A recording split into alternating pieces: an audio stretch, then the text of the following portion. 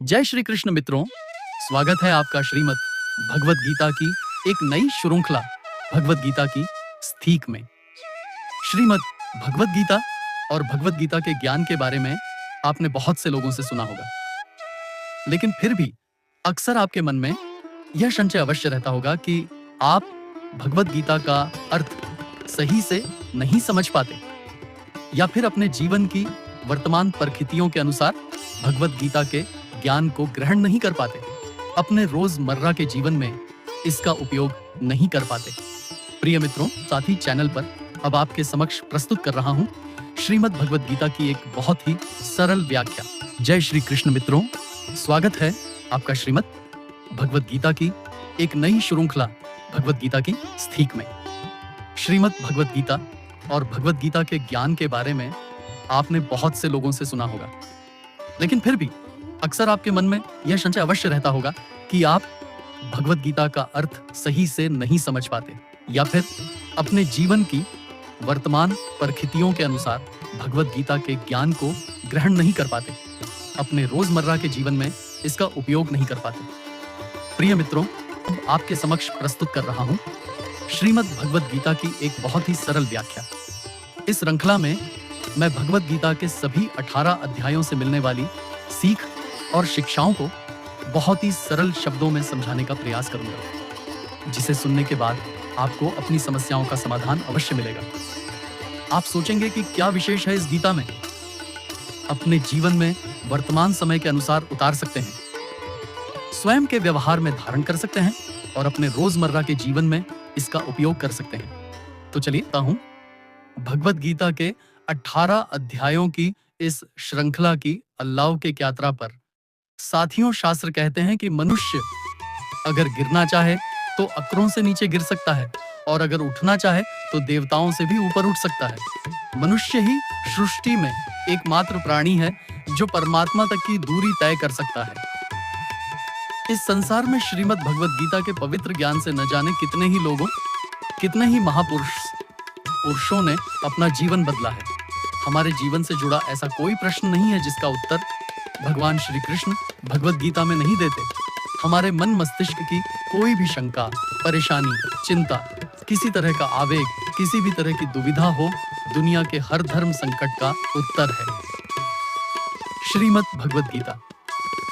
अगर आप सोचते हैं कि भगवत गीता में सिर्फ यह लिखा है कि भगवान की पूजा कैसे करते हैं, तो आप बिल्कुल गलत हैं, क्योंकि भगवत गीता सिर्फ एक किताब या धार्मिक ग्रंथ मात्र नहीं है, बल्कि इसमें वो पवित्र ज्ञान है, वो गूढ़ रहस्य है जो इस पृथ्वी पर जितने भी लोग जन्म लेकर आते हैं उनको यह सिखाता है कि इस जीवन का वास्तविक मतलब क्या है या जीवन का सही उद्देश्य क्या है, वास्तव में जीवन कैसे जिया जाता है, मनुष्य कैसे जीवन के हर क्षेत्र में सफल होकर खुशी और आनंद को प्राप्त कर सकता है।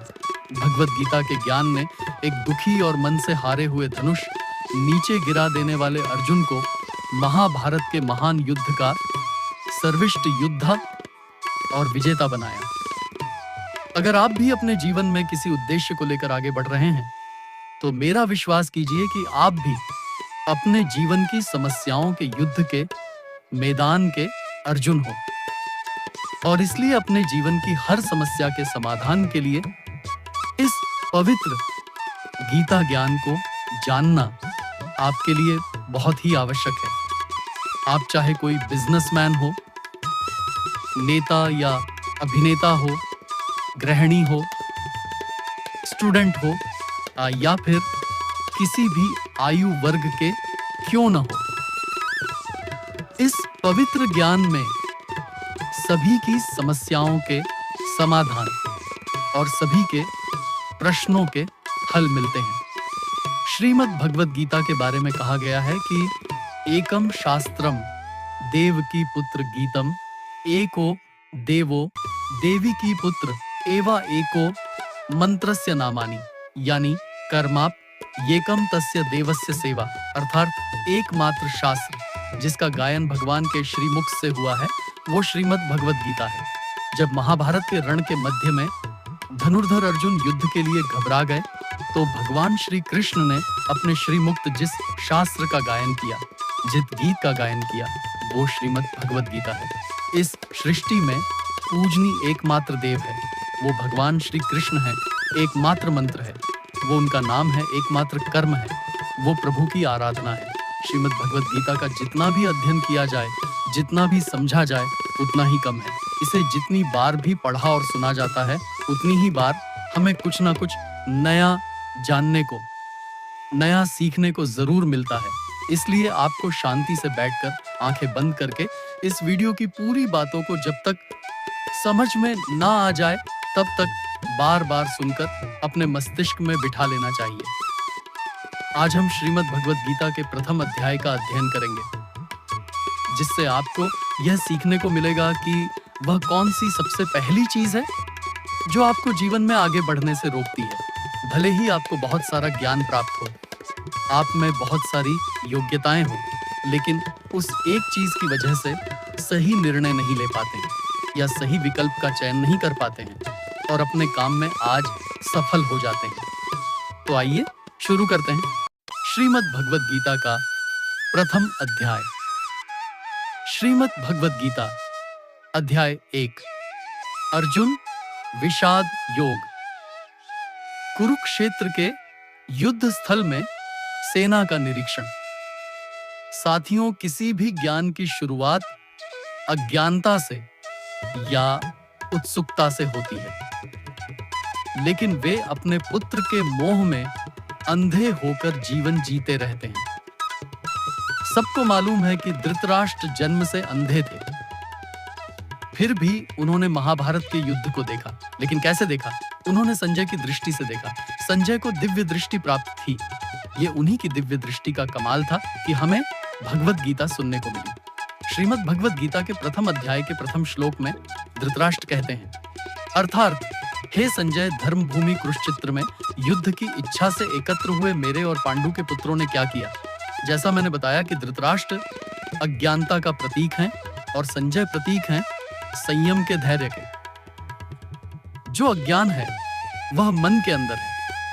अज्ञान से जो मन ढक चुका है वह धृतराष्ट्र है, लेकिन वह संयम रूपी संजय के माध्यम से देखते हैं, सुनते हैं, समझते हैं और जानने की कोशिश करते हैं कि सही रास्ता आखिर क्या है।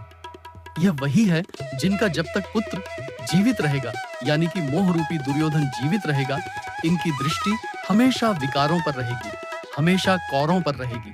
धृतराष्ट्र अंधे थे, देख नहीं सकते थे, लेकिन आंखों से अंधे थे, मन और मस्तिष्क से। धर्म तो वहां होता है जहां श्री कृष्ण थे।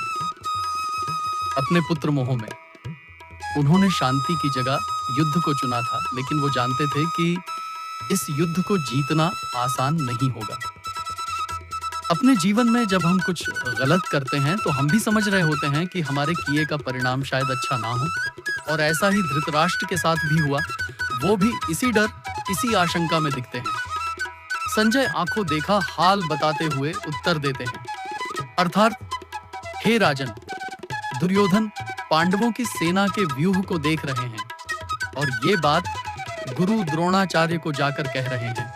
मित्रों, दुर्योधन पांडवों की सेना के योद्धाओं के बारे में वर्णन करने के साथ साथ अपनी सेना के महारथियों के बारे में भी गुरु द्रोणाचार्य को बताते हैं।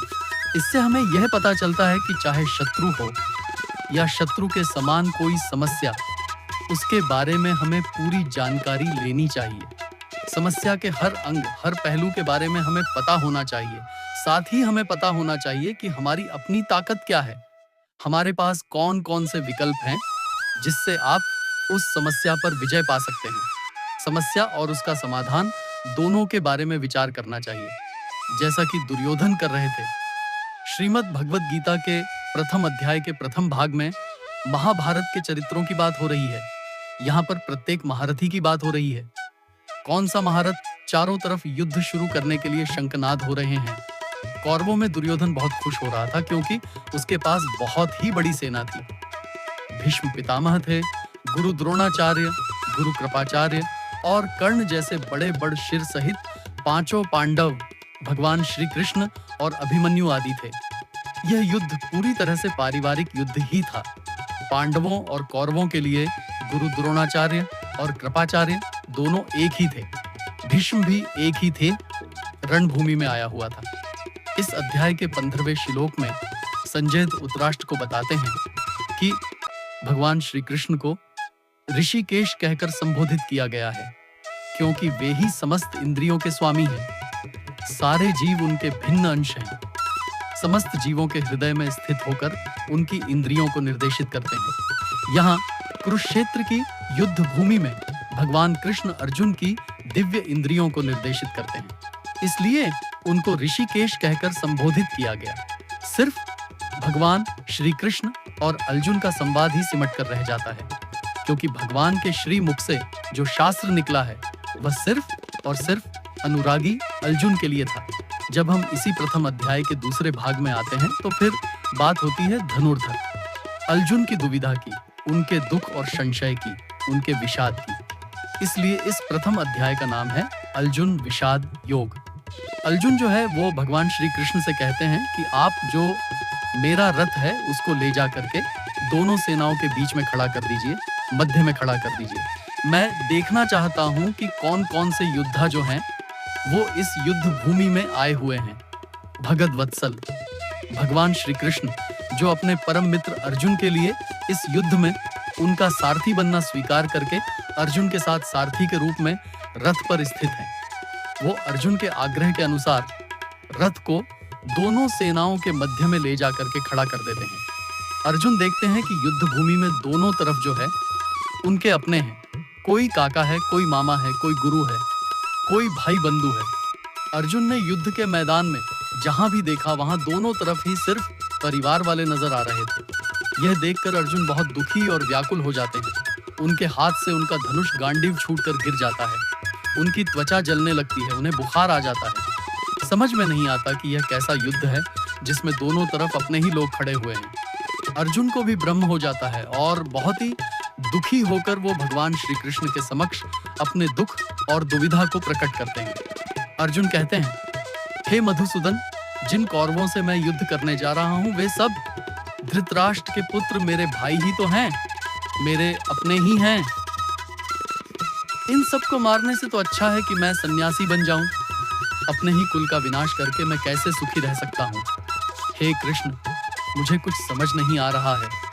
मेरी बुद्धि भ्रमित हो रही है, मेरा सिर अटा जा रहा है, मेरे पैर कांप रहे हैं, यहाँ तक कि मैं खड़ा भी नहीं रह पा रहा हूँ। मेरी त्वचा जल रही है, मेरा गांडीव धनुष मेरे इन हाथों से छूट रहा है। मैं कुछ भी समझ पाने में समर्थ नहीं हूँ। मुझे तो इस युद्ध का लक्षण और परिणाम भी उल्टा ही दिख रहा है, विपरीत ही दिख रहा है। मैं अपने ही कुल को मार करके कल्याण को नहीं पाना चाहता, और कुल को मारने से कब कल्याण मिलता है? नहीं कुछ, मैं यह युद्ध नहीं कर सकता। धनुर्धर अर्जुन भगवान श्री कृष्ण को अपने से कम समझते हैं, क्योंकि अर्जुन ने अब तक भगवान श्री कृष्ण को सिर्फ अपना मित्र माना, सखा माना, इससे ज्यादा नहीं माना। अर्जुन को नहीं पता था कि इसी भगवत गीता में आगे चलकर 11वें अध्याय में इसी अर्जुन को जो अनुराग का रूप है उसे भगवान के विराट विश्व रूप के दर्शन होने वाले हैं। धनुर्धर अर्जुन जो है वो अपनी तरफ से तरह तरह के तर्क देते हैं कि अगर यह युद्ध हुआ तो करोड़ों लोग मारे जाएंगे। जो सैनिक और योद्धा इस युद्ध में मारे जाएंगे उनकी स्त्रियों का क्या होगा, समाज कैसे आगे बढ़ेगा, और भी बहुत सी बातें अर्जुन ने विस्तार से कही। कुल मिलाकर अर्जुन चाहते हैं कि कैसे भी मैं इस युद्ध से वापस चला जाऊं या इस युद्ध को टाल दिया जाए, लेकिन यह युद्ध अब टाला नहीं जा सकता था, क्योंकि यह युद्ध ना हो इसके लिए पहले ही कई प्रयास किए जा चुके थे, यहाँ तक कि कैसे आगे बढ़ेगा। और भी बहुत सी बातें अर्जुन ने विस्तार से कही। कुल मिलाकर अर्जुन चाहते हैं कि कैसे भी मैं इस युद्ध से वापस चला जाऊं या इस युद्ध को टाल दिया जाए, लेकिन यह युद्ध अब टाला नहीं जा सकता था, क्योंकि यह युद्ध ना हो इसके लिए पहले ही कई प्रयास किए जा चुके थे। यहाँ तक कि स्वयं श्री कृष्ण ने दुर्योधन और कौरवों को समझाने का प्रयास भी किया था, मगर दुर्योधन के अहंकार और धृतराष्ट्र के अपने पुत्र दुर्योधन के प्रति मोह ने इस युद्ध को अपरिहार्य बना दिया था। अर्जुन ने अपनी तरफ से हर वो तर्क दिया कि ये सब मेरे अपने हैं, मेरे परिवार के हैं, इनको मार करके मुझे क्या मिलेगा? मैं अपने ही लोगों को युद्ध में नहीं मार सकता। मुझे इस भूमि के साम्राज्य के लिए तो क्या, अगर कोई तीनों लोगों का साम्राज्य भी नहीं लेना चाहते हैं, वो उसको भी नकार रहे हैं, तो भगवान श्री कृष्ण अर्जुन को आखिर ऐसा क्या देने वाले हैं कि अर्जुन तैयार हो जाएंगे, मान जाएंगे? कुरुक्षेत्र की इस युद्ध भूमि में उतरने के लिए सब कुछ विस्तार में पीछे जाकर बैठ जाते हैं। अर्जुन को उस पूरी सेना के निरीक्षण में अपने सगे संबंधी दिखाई देते हैं, परिवार दिखाई देता है जिनको मारना है। जहां तक हमारे संबंध होते हैं वहीं तक हम अपनी दुनिया मानते हैं। अर्जुन को मालूम नहीं था, क्षमा मांगने लगते हैं। अर्जुन बहुत सारे संशयों या उलझनों के बीच में उलझ चुके थे, युद्ध नहीं करना चाहते थे, लेकिन भगवान श्री कृष्ण ने उनकी हर समस्या, हर शंका का समाधान किया। दोस्तों, श्रीमद् भगवद गीता के प्रथम अध्याय से हमें यह सीखने को मिलता है कि वास्तविकता हमारी सोच से अलग होती है। हमें नहीं पता होता कि जब हम कोई काम करने का निश्चय लेकर जा रहे होते हैं तो वहां पर क्या हो सकता है। जब हम किसी बुरी चीज का सामना करते हैं तो हम संयम खो बैठते हैं और घबरा जाते हैं। घबरा जाने के बाद हम हमारा ही असली रूप भूल जाते हैं। इसी तरह हमारे शरीर, हमारे मन में भी अच्छाई और बुराई का युद्ध निरंतर चलता रहता है। धर्म क्षेत्र और कुरुक्षेत्र दोनों हमारे ही भीतर उपस्थित होते हैं, जिनके कारण हमारे मन में भी अर्जुन की ही भांति तरह तरह के संशय, तरह तरह के ब्रह्म उत्पन्न होने लगते हैं। इन संशयों से उबरने के लिए श्रीमद् भगवद गीता के ज्ञान के माध्यम से भगवान श्री कृष्ण की शरण में जाने का मौका मिलता है। इस प्रकार आप जो पाप हैं, जो बुरे कर्म हैं, उन्हें पीछे छोड़ने लगते हैं। साथ चलते हैं तो आप अपने शरीर, अपने ही मन को कुरुक्षेत्र बना लेते हैं।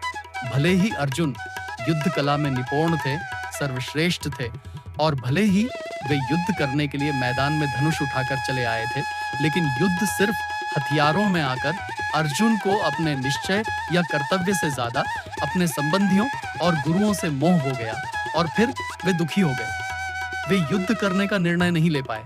इससे यह भी सीखने को मिलता है कि जीवन में हमें हमारा कर्म करने से सबसे पहले उठ तो सकते हैं।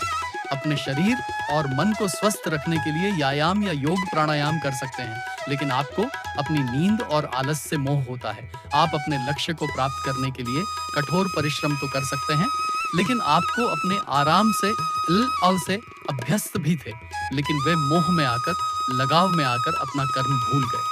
इसलिए अगर जीवन में आपको चुनौतियों से लड़ना है तो आपको अपने लगाव का बलिदान करना आना चाहिए। दोस्तों, इसको आप इस तरह से भी समझ सकते हैं। मान लो आप किसी से बहुत प्रेम करते हैं, लेकिन वह मनुष्य आपके प्रेम की कदर नहीं करता। ऐसे में आपको उसका प्रेम पाने का मोह नहीं होना चाहिए, क्योंकि लगाव किसी भी तरह का हो, जब तक वह है आप अपने जीवन के अर्जुन नहीं बन पाओगे। साथियों, आशा है आपको श्रीमद् भगवद गीता के प्रथम अध्याय की ये सरल व्याख्या जरूर पसंद आई होगी और आपको इससे बहुत कुछ सीखने को भी मिला होगा। इस वीडियो से आपने क्या सीखा, हमें कमेंट करके जरूर बताएं। अगर इस वीडियो में मुझसे कोई भी त्रुटि या गलती रह गई हो तो मैं एक क्षमा प्रार्थी हूँ। मिलते हैं जल्दी ही श्रीमद् भगवद गीता के दूसरे अध्याय की आसान और सरल व्याख्या के साथ। तब तक के लिए अपना ध्यान रखें, स्वस्थ रहें, प्रसन्न रहें